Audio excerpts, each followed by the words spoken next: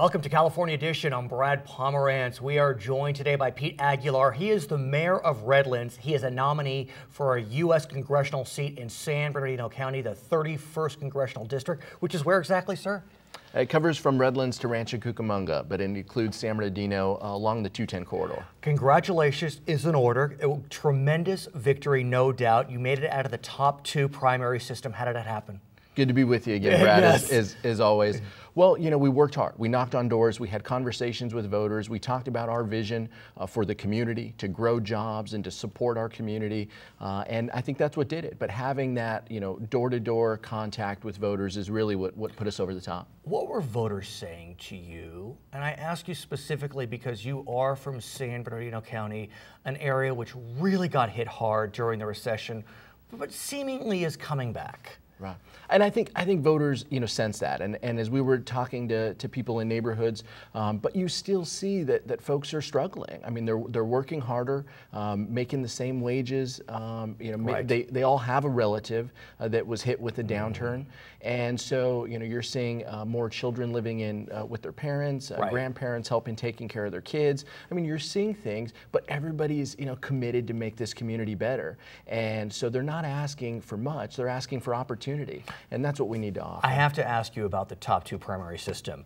You ran 2 years ago and you were expected to advance, but because of the way the top two primary system worked, you know, the fluke of it was two Republicans advanced.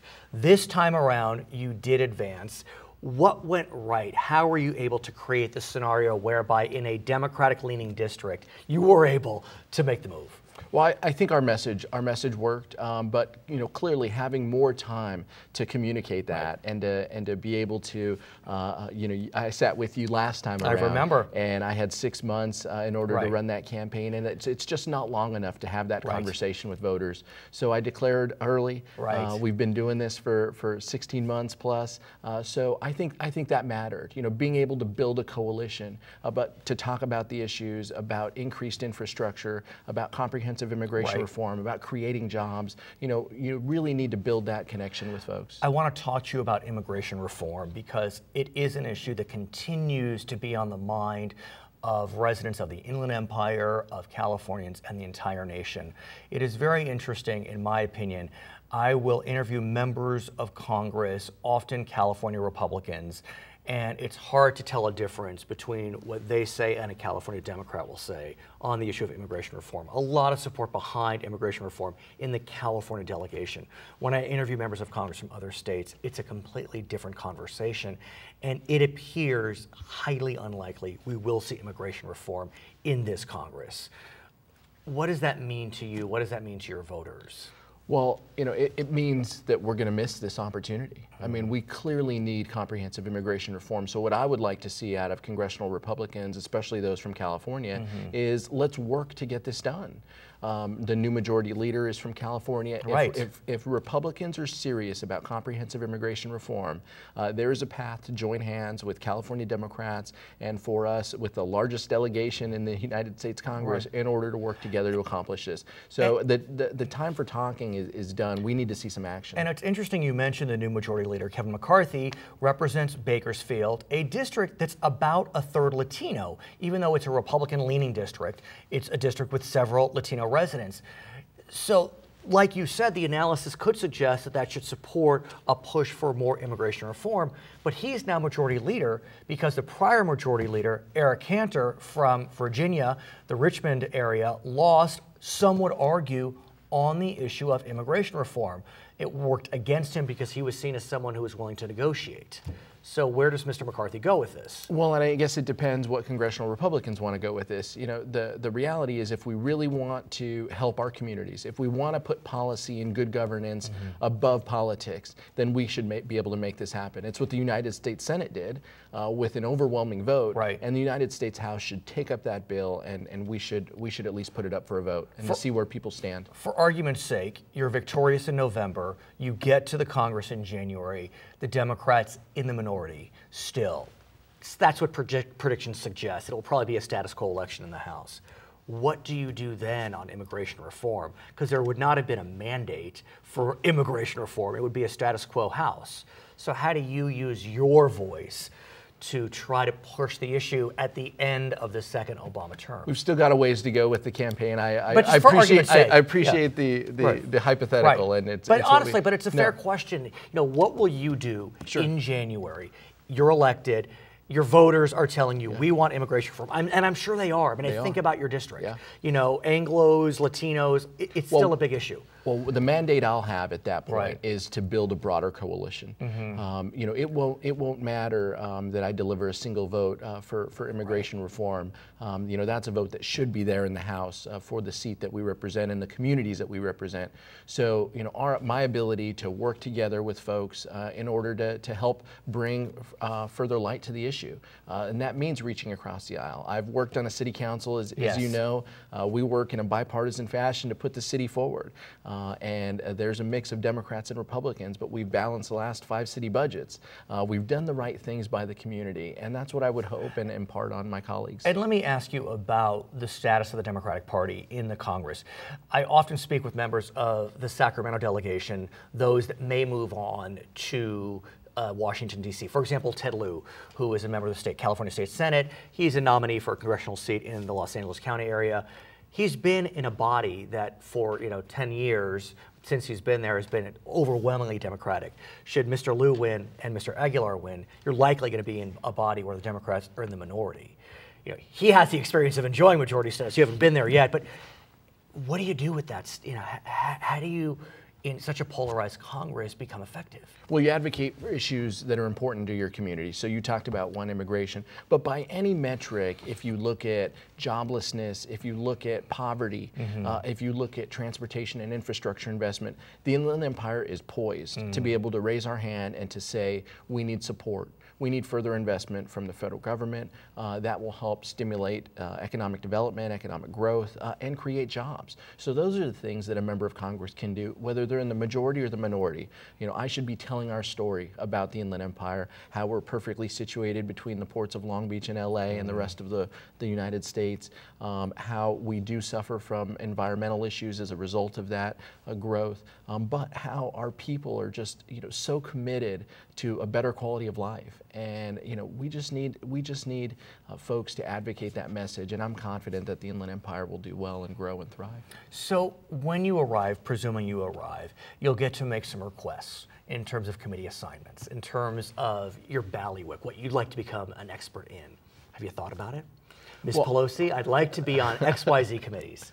I'm sure you've gotten that question before. Yeah, and I think my background and the work I've done, really lends that I might want to continue to work on transportation and infrastructure issues. Fair. I'm a board member for the San Bernardino Board of Associated Governments. We make billions of dollars of investments into our streets and roads, and that's an area, as I mentioned, that could grow jobs. Financial services and the financial world. I grew up and cut my teeth in the credit union world. And so I know a little bit about how individuals are struggling with access to capital and how that impedes entrepreneurs and what we need to do in order to support small businesses. So I think those are areas where my background would lend a little bit of help. But again, these are decisions that are made in January by others. So at the same time, when you talk about transportation, it's hard not to think about high-speed rail. And I don't think it would go through your district if it happens, but have you thought about that? It's such a polarizing issue in Washington. Leader McCarthy's against it, Governor Brown and Democrats for it.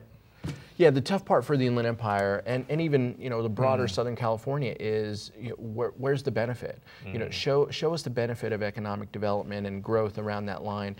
My feeling is there are commuter rail lines, MetroLink. There's rail from Redlands into San Bernardino that expands on MetroLink. We can make MetroLink more efficient in Southern California. Those are investments we should be making that have a proven track record of delivering results. His name is Pete Aguilar. He is a nominee for the United States Congress in the 31st Congressional District. I'm Pomerance, and this is California Edition. In what decade in the 20th century did the United States population boast its largest percentage of foreign-born residents? 1910s, 30s, 50s, or 1990s? During the 20th century, America's foreign-born population peaked during the 1910s at 15%. This is California Edition. I'm Brad Pomerance. We are joined by the DA of Riverside County. His name is Paul Zellerbach. And sir, I want to speak with you about insurance fraud, which is so prevalent. I feel like I see it all the time on the news magazine shows where people are just so brazen with defrauding insurance companies, which is really defrauding us. That's why our insurance premiums are going up Right. to a certain extent. It's because of all the fraud that's being perpetrated. And I understand recently in the Palm Springs area, Indio, there was a fraud ring that was occurring. Fortunately, I must say, you were able to crack the ring. Tell us about it. We worked with the California Department of Insurance and their fraud investigators in a situation where an auto body shop was hiring people and paying them to stage accidents, traffic accidents, and then claim property damage to the vehicle as well as personal injuries. And some of the times there was even no accident. Some were no accident whatsoever. Right, phantom accidents. Correct, that's what they call them. I want to get a sense from you how a case like this comes to your attention. And I ask you because I think it's important that we learn how we can be part of the solution. Because in the final analysis, I know insurance companies are boogeymen. I know we like to beat up on insurance companies.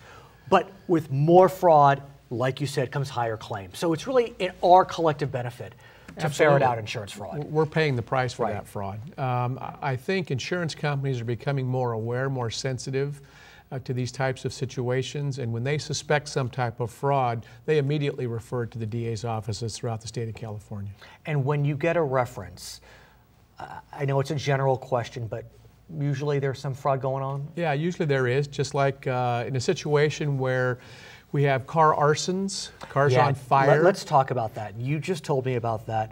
That blows me away, but once you explain it to me, it makes complete sense. Explain what's happening. What we're finding is about 90% of the time when law enforcement or fire departments come upon a car that's on fire, obviously the owner usually has reported it stolen. Of course. And usually it's insurance fraud. It's the owner himself or herself who are trying to get out from under the debt or the car payments, or they're behind, or they're going to repossess the vehicle. And so they report it stolen, and then next thing we know, it's on fire. Right. So what we've started a program in Riverside County, the Car Arson Response Team, wherein whenever a fire agency throughout the county comes upon a car that's on fire, they'll call out the DA's office, and we roll out an investigator who starts determining whether or not there's fraud involved. And in that instance, I have to presume with modern technology, it's not that hard. It's not that to hard. determine if there was an ignition source that's all but unnatural. Correct. And then you go back and look at the financial records and the history and things of that nature, and invariably, most times, there's fraud involved. In the Indio case, what was sad to me as I read about it is the alleged ringleader. I mean, he's 22, 24 years old. His early 20s. I mean, how terrible that he got caught up in this. 16 felony counts, 13 people arrested. But it's quick, easy money. Over the period of time, there was over $300,000 paid out on multiple insurance claims. So But you're going to get caught. I mean, it's inevitable. when you get greedy, Right. You're going to get caught. So what's going to happen to these folks? Well, there's 13 people who were arrested, and some of them will go to jail, some will go to prison. Literally. Literally. This young man who thought it was a quick buck is going to see the inside of a prison cell. You bet. So if we believe that we have been victimized by insurance fraud, what are they called? Smash and grabs, or where you are part of an accident Correct. that has been staged. Correct. I forget the exact name. What should we do? Well, oftentimes report it to the California Department of Insurance. They have a hotline. Right. Just in the last year, they received 17,000 reports of suspected fraud.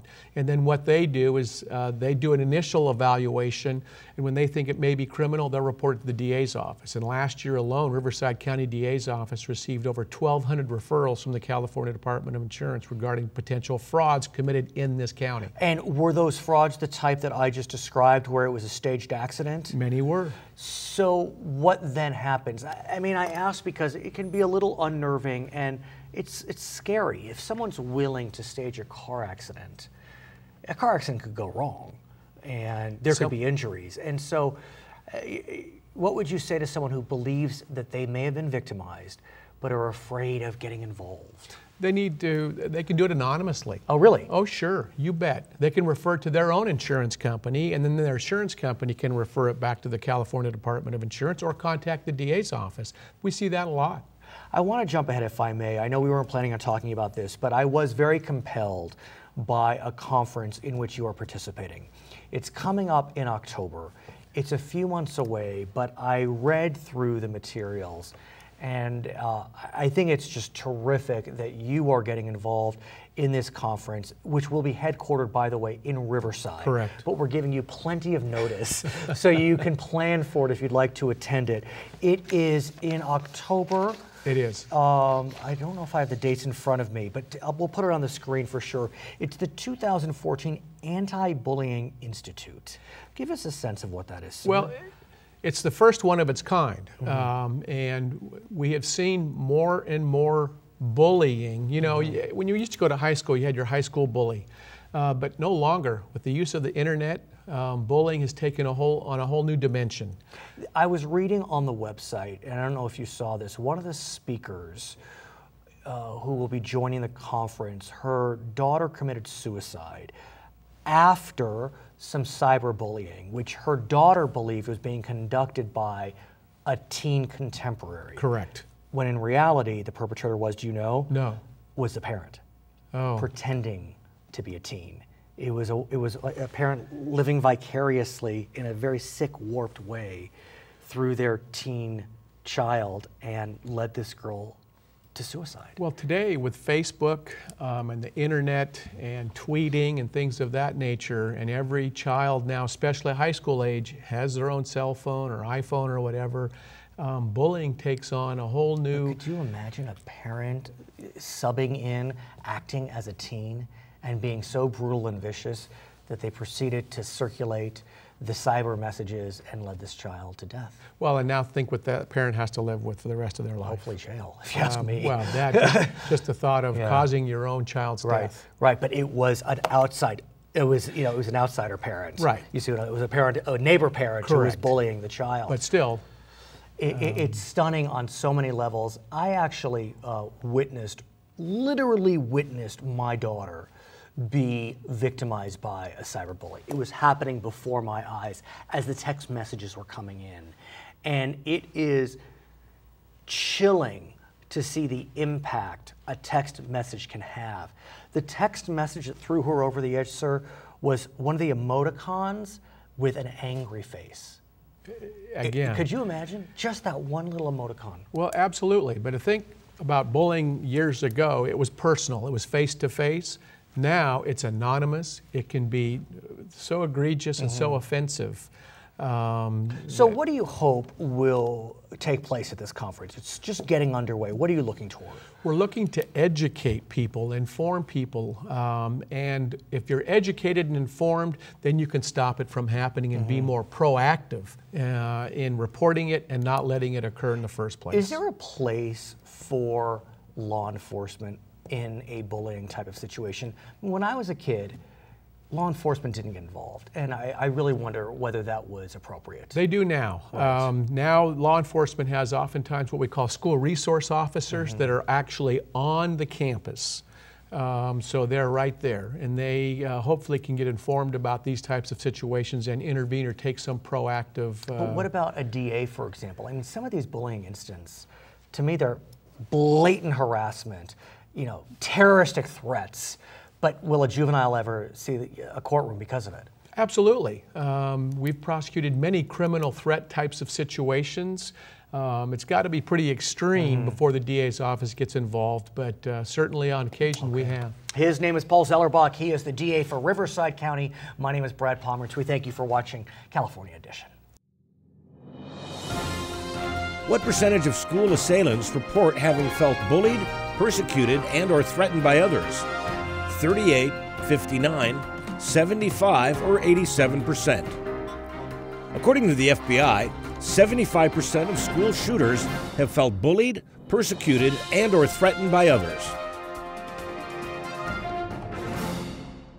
Welcome back to Charter California Edition. I'm Brad Pomerance. We are joined today by Fernando Solorzano. He is the Chief of Police at Cal State Long Beach. And sir, it's hard to deny that many folks are thinking about the tragedies that have fallen on campuses throughout the nation over the last year and a half or so.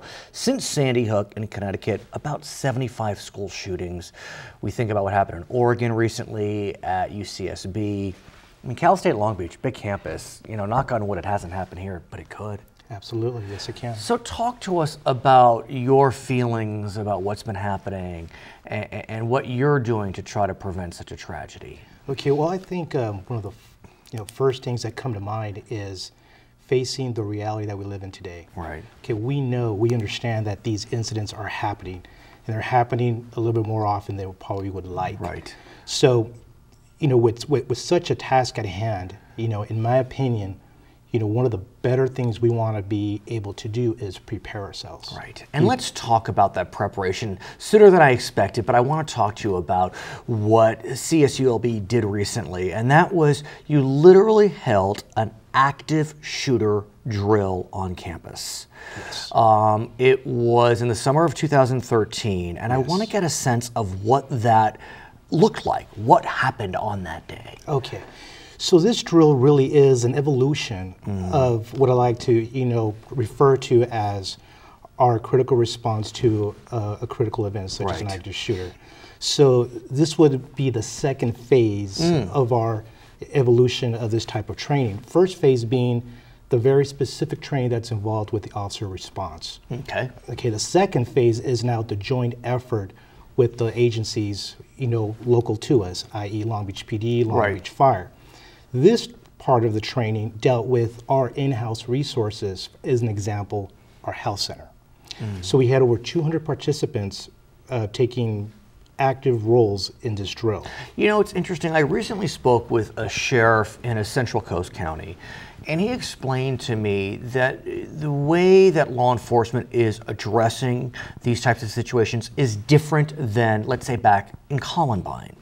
So back in the Columbine era, which was the late 90s, what the authorities did is they decided to seal the entire campus.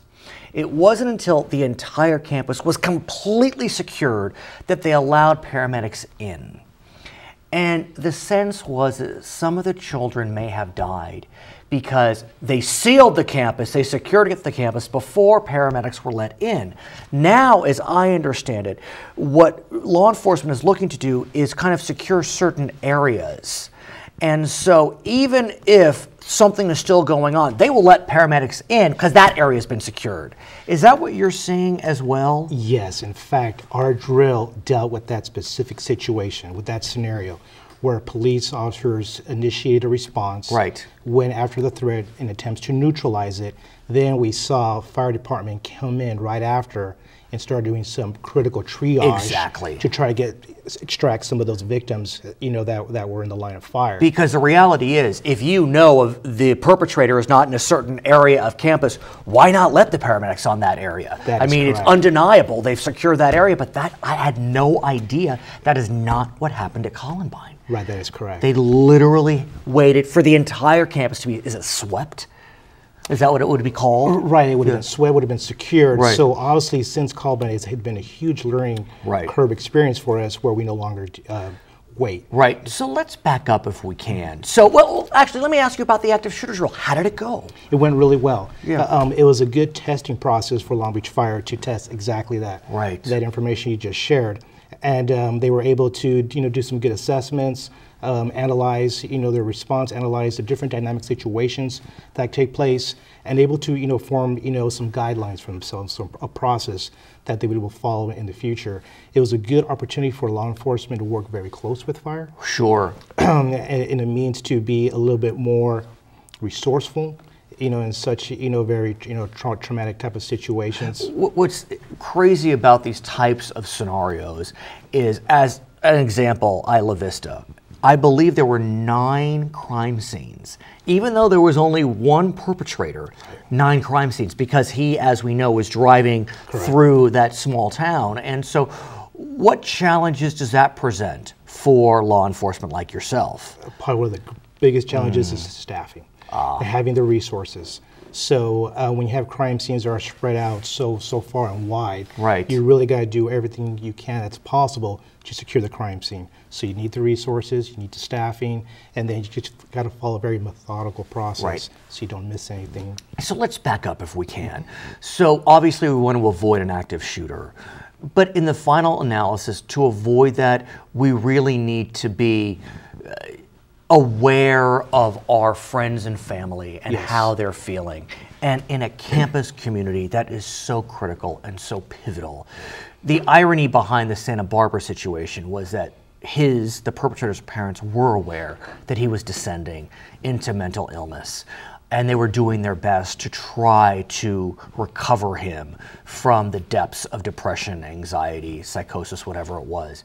But oftentimes the parents may not be aware, and so it's the students that need to be the eyes and ears of society, of communities. What would you recommend to students, to faculty, to staff in terms of warning signs for individuals that may be breaking? You know, Brad, I think in these days now, you can't question, you can't second guess yourself. If it looks suspicious, if it doesn't look right, if it just seems awkward, you know, report it to somebody. You know, here, you know, on campus we have, you know, local resources. We have the counseling center. You know, we try to educate our students. We try to educate our faculty, our staff. You know, we have a special link to a run, hide, fight video to give people some options of what they can do. But in essence now, you know, whereas before, you know, oh yeah, Johnny's acting a little weird, you know, may have gone, you know, without notice. Now it's like, well, if he's acting like that, maybe we need to tell someone, maybe to report it. The flip side, though, is that there is a lot of attention being paid to mental illness and those who are mentally ill that perpetrate crime. But we know that as you look at society, those with mental illness and those with not, they have the same risk of committing a crime. It's about 4%. And so I'm wondering if mental illness, although we do need to focus on it, you know, not just for the safety of society, but for the individual as well, is it a straw man? Are we too focused on mental illness? And should we be looking at other areas? Access to guns, domestic violence, those types of scenarios. I believe mental illness right now is going to be a priority. You're starting to hear a lot from the legislation level and even up higher.